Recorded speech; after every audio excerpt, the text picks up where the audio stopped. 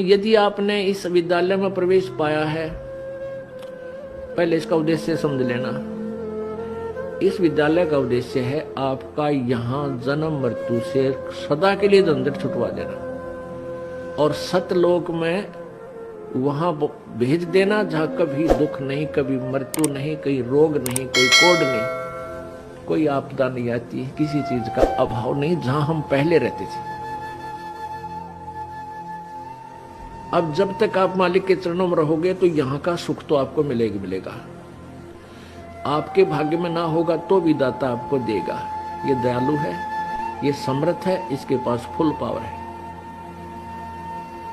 और फिर आपकी मृत्यु तो होगी, क्योंकि यहां तो कोई रह ही नहीं सकता। इस मिट्टी के खिलौनों में कितने दिन रह सकता है? हजार वर्ष तक भी जीवित रह कर देख लिया ऋषियों ने अपनी अटकलों से, आखिर में फिर मृत्यु हुई। यहां तो मृत्यु होगी। वो दिन तो डेफिनेटली आएगा जिस दिन आपने यहाँ छोड़ना ही पड़ेगा, चाहे कितना काम रह रहा हो। आज जो स्थिति आपकी है, यदि आप इसको अभी से सेट करके चलोगे कि परमात्मा आपकी इच्छा कभी ले चलियो, यदि आपने मोक्ष उद्देश्य रखना है, उसमें फिर अग्रम नहीं रखनी कि यो काम रह गया, ऐसा नहीं हुआ, भगवान इतना और हो जाता फिर काम बने नहीं।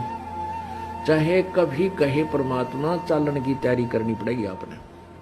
तो आपने यहां से तो जाना ही पड़ेगा। यदि आप श्रद्धा नहीं हटाओगे, यहां से आस्था नहीं हटाओगे, तो भी मृत्यु होगी, तो यहीं आ जाओगे।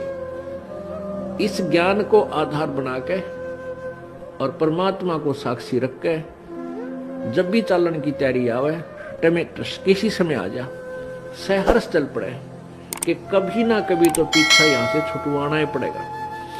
मान लीजिए आप परमात्मा के मार्ग पर लगे हुए हो और आपके साथ कोई ऐसी घटना, वैसे तो मालिक घटना नहीं देता जल्दी सी, वो भी आपकी कोई त्रुटि होगी या परमात्मा की कोई और रजा होगी, उसमें वो आपके हित में ही होगी। जैसे जिसको हम अकाल मौत कहते हैं, तो यहाँ पहले तो अकाल मौत आपकी होगी नहीं, और होगी तो घनी आपके ऊपर मेहर होगी, कोई विशेष कृपा होगी, या आपका नाम टूट चुका हो।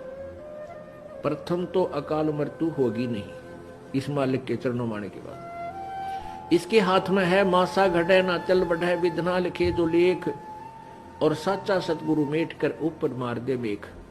ये वो परमात्मा है जिस लिखे हुए लेख को, प्रारब्ध को कोई भी चेंज नहीं कर सकता। ये परमेश्वर कबीर देव उसको चेंज कर सकता, उस भाग्य को बदल सकता है।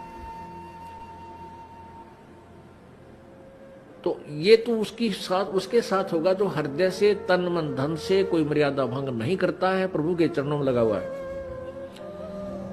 और दूसरे जो परमात्मा के चरणों में लगे हुए हैं और परमात्मा की कुछ और रजा है कि कई कारण हो जाते हैं पुण्यात्माओं,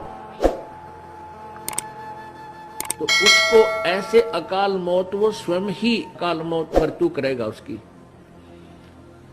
और तुरंत ही उसको दूसरा जीवन देकर पार करेगा। वो उसने अपनी आत्मा को देखना।